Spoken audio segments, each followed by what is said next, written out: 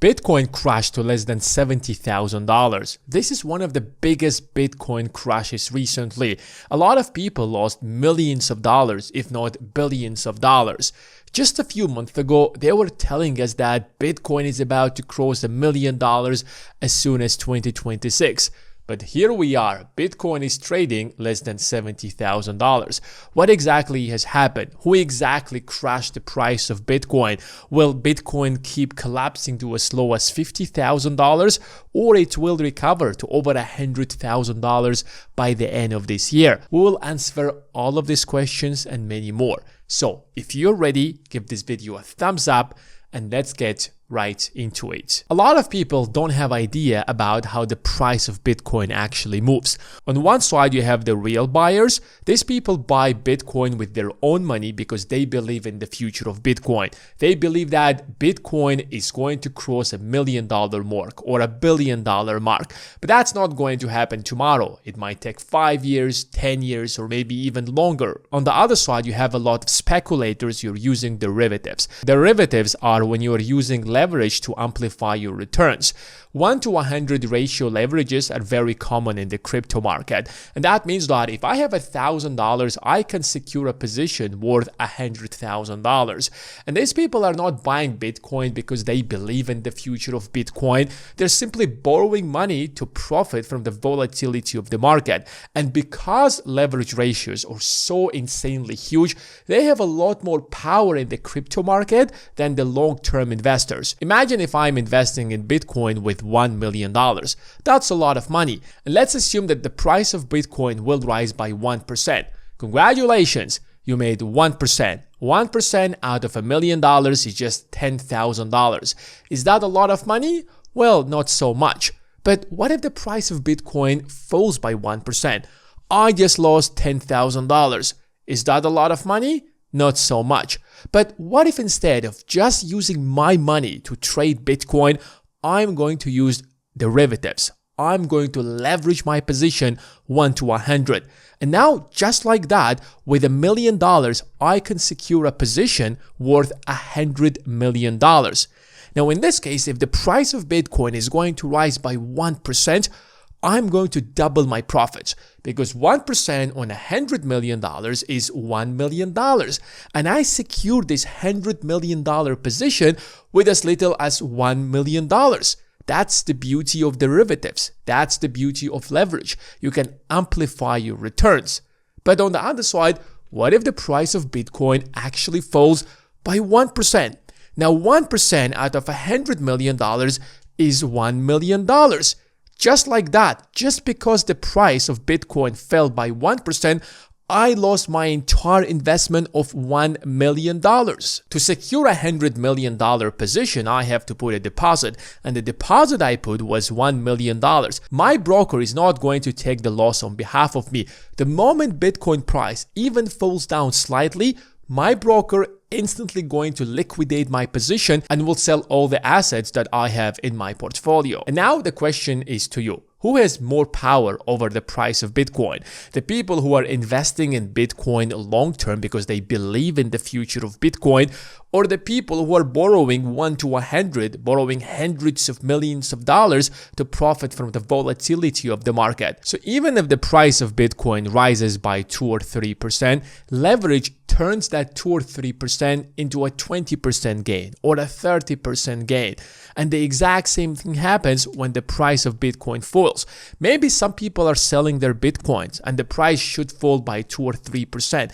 But because everybody has such a huge leverage position, that small drop in price instantly turns into a massive Bitcoin price.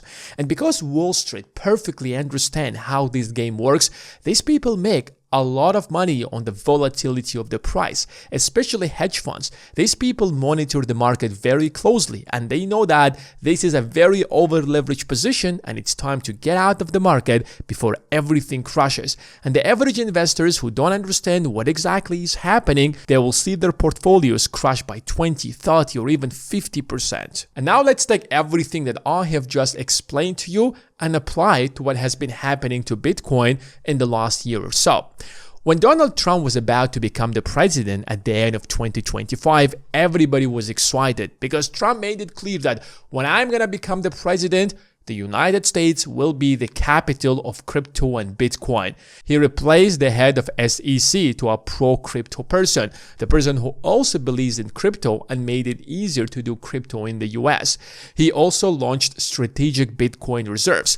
The United States government, the most powerful government in history, will be buying Bitcoins as reserves. If the US government is buying Bitcoins, who are you not to trust the future of Bitcoin? Who are you to ignore Bitcoin? Just imagine how much hype it created around Bitcoin.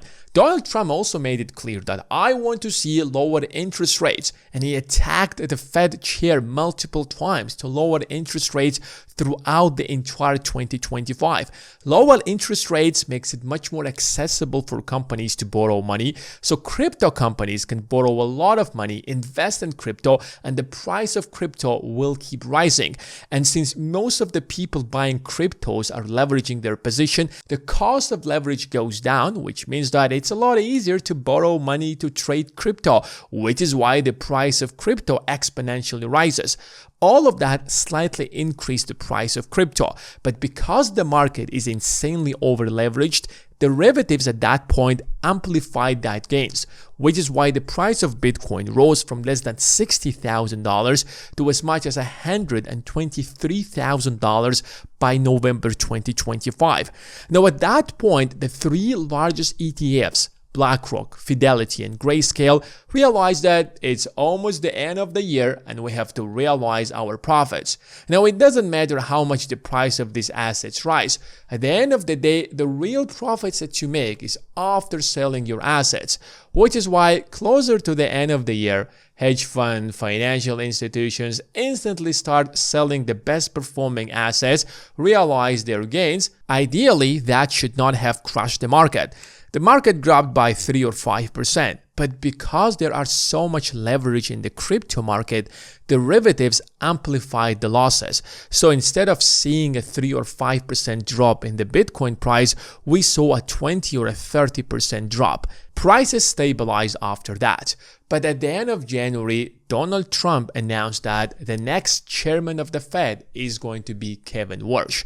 Everybody thought that Donald Trump is going to dominate a yes man who is going to listen to Donald Trump, will lower interest rates, and will start quantitative easing. But Kevin Warsh has a very good reputation to be against quantitative easing. Yes, he wants to see lower interest rates, but nothing has more impact that drops the value of the dollar than quantitative easing is when the Federal Reserve massively buys US Treasuries. After the 2008 financial crisis, the Federal Reserve dropped the interest rates to 0%, but that did not lead to a massive growth of inflation. That's why the Fed started quantitative easing, is when the Federal Reserve literally gives the government trillions of dollars, and the US government perfectly knows how to spend trillions of dollars. There isn't a single government on the face of the earth that knows to spend money just like the US government. Even now, the government is still running a $2 trillion deficit. And Kevin Warsh is like, that is not happening. In fact, he left the Federal Reserve because the Fed was doing quantitative easing. And since Kevin Warsh is going to become the next chair of the Fed, he might actually lower interest rates. But if he continues quantitative tightening and there is not going to be quantitative easing throughout the entire 2026, then the value of the dollar will be preserved. And that's why investors instantly started selling some of their Bitcoins. It's supposed to be a 2 or 3% drop in the price of Bitcoin, but because the market is over-leveraged, those derivatives amplified the losses, which is why the price crashed by another 20 to 30%. Do you see how leverage amplifies either gains when the market is growing or amplifies losses when the market is crashing? And now the question is, what is going to happen next to Bitcoin prices? There is healthy demand and there is a hype demand. Healthy demand is by investors who believe in the long-term value of Bitcoin. They believe that Bitcoin is going to replace the dollar or is going to cross $1 million per coin. These people are not selling. These people are holding their coins until the end. On the other side, you have the people who are buying Bitcoin and are leveraging their positions when there is a Bitcoin rally. As long as there is healthy demand on one side, the price is going to stabilize at that point. And since the cost of mining Bitcoin right now is around $60,000 to $80,000, it is likely for the price to stabilize around $60,000 to $80,000. But because the market is so over leveraged, there is a probability that the price could actually fall even below $60,000 throughout 2025, especially if Kevin Worth will actually start quantitative tightening when he's going to become the chair of the Fed. But it doesn't mean that it is the end of Bitcoin. It doesn't mean that it is the end of crypto. This is not the first Bitcoin rally, and certainly it is not going to be the last. A few months from now or a year from now, there is going to be another hype around Bitcoin, and Bitcoin prices are going to exponentially grow because, again, it is going to attract a lot of speculators. And if you want a step-by-step instruction on how you can massively profit from the next Bitcoin rally, then check out the Investing Academy. The link is in the description of this video.